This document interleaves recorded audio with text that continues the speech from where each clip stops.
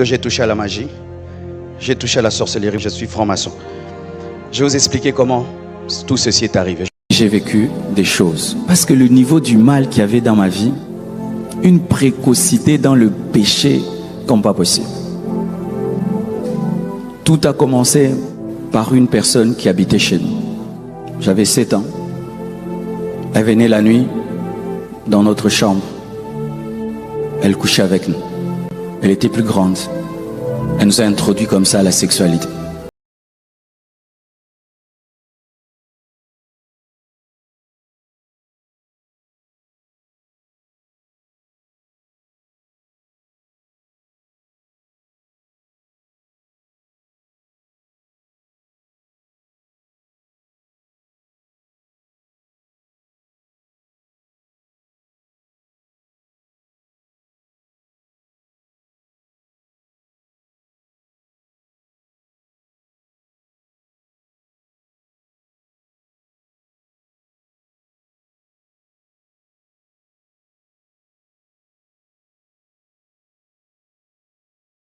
À l'âge de 15 ans.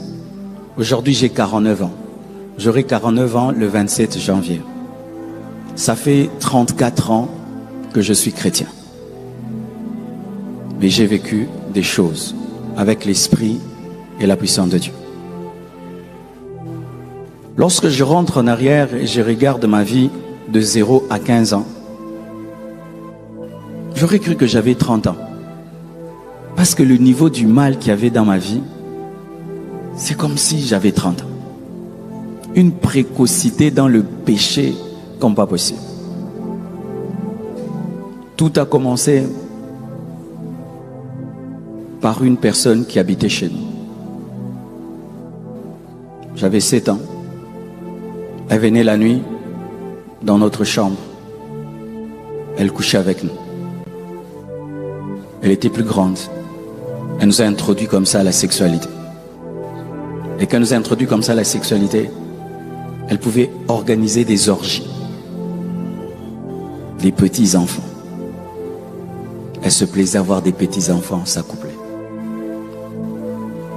Et ça a ouvert la porte à des démons dans ma vie.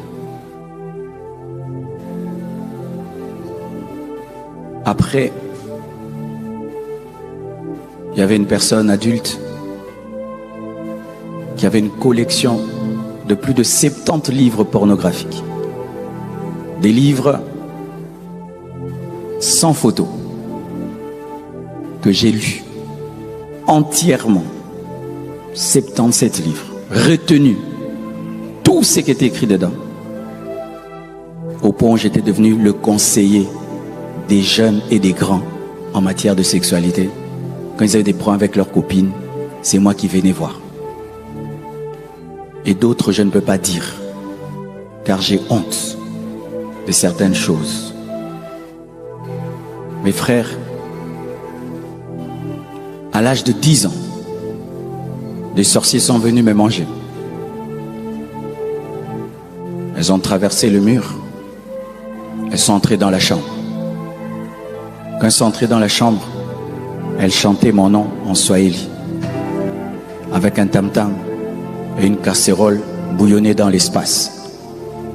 J'ai vu mon esprit sortir de mon corps pour entrer dans la casserole. J'ai fait la prière de Je vous salue Marie, elle n'a pas marché. J'ai fait la prière du Notre Père, la casserole a disparu, les sorcières sont parties. Et j'ai couru dans la chambre de mes parents. Je suis allé leur dire ce qui m'était arrivé. Ils n'avaient pas pris ça au sérieux. Ils m'ont demandé de rentrer dans ma chambre et de faire encore la prière si les sorcières revenaient. Je leur ai dit, je n'irai pas. Je vais dormir ici. Alors j'étais un jeune très fier qui ne pouvait jamais dormir avec ses parents. Ils ont su que c'était sérieux, j'avais la chair de poule. On m'amènera auprès de 2 personnes de la famille qui étaient dans l'occulte. Elles vont me tatouer sur le front, les mains, les chevilles. Et vont mettre la poudre rougeâtre et vont parler. Il n'est pas de votre famille, vous ne pouvez pas le manger. Il n'est pas de votre famille. pendant qu'on me faisait ça, j'ai eu une vision. J'ai vu un homme blanc et la chef des sorcières qui me parlait. Ils m'ont dit, même si tu leur dis, nous allons t'avoir. Mais ces personnes qui m'avaient mis la poudre étaient trop fortes. Ils ne m'ont pas eu. Mais voici ce qui est arrivé. Dès qu'ils m'ont protégé comme ça, un esprit d'incrédulité entrait en moi. C'est comme s'ils m'avaient mis une pierre. Je ne supportais plus les choses de Dieu. Si tu veux m'amener à l'église, c'est comme si tu veux me brûler. Quand je vois un enfant de Dieu, j'ai envie de te taper. Quand tu me parles des choses pures, j'ai envie de te taper. J'étais attiré que par les choses mauvaises, mauvaises. J'haïssais Dieu. Je trouvais que les choses de Dieu, c'est la honte. Et j'ai grandi comme ça. Et comment Jésus est venu dans ma vie? J'ai évolué profondément. J'allais en profondeur. Au point où je ne supportais plus les gens de mon âge. Mes amis avaient 25 ans, 30 ans. J'avais 15 ans. Et on était à l'aise. Ma mère allait même dans mes habits, dans ma valise, enlever des photos. Des filles plus âgées.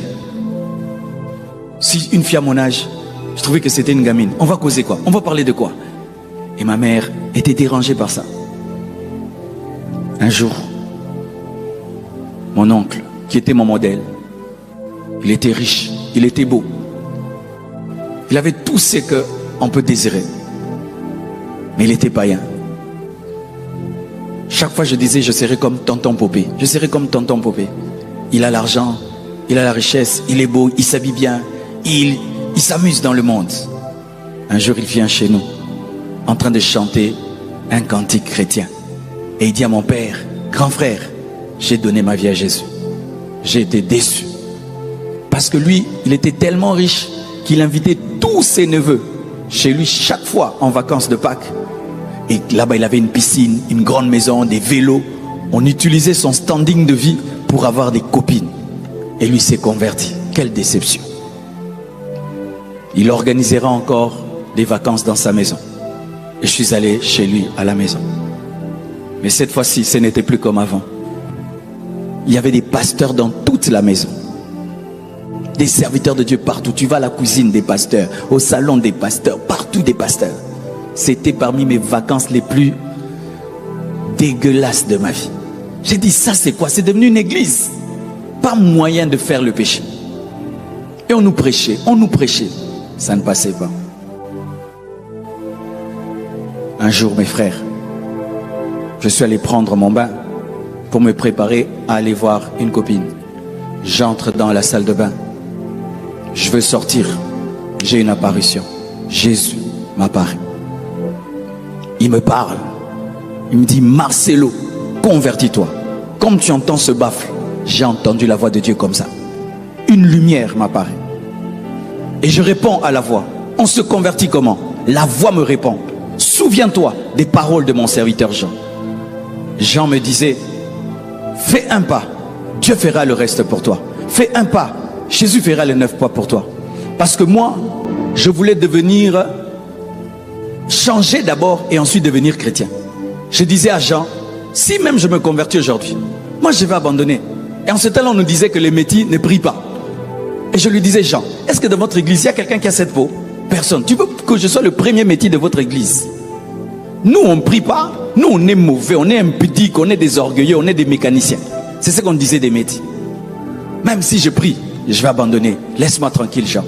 Quand je changerai, je viendrai. Et Jésus m'a dit, souviens-toi des paroles de mon serviteur Jean. Mes frères, moi, je n'ai pas donné ma vie à Jésus par une récitation comme on vient, Seigneur Jésus. C'est bien, on le fait. Mais moi, c'était une révélation. Chers abonnés, que pensez-vous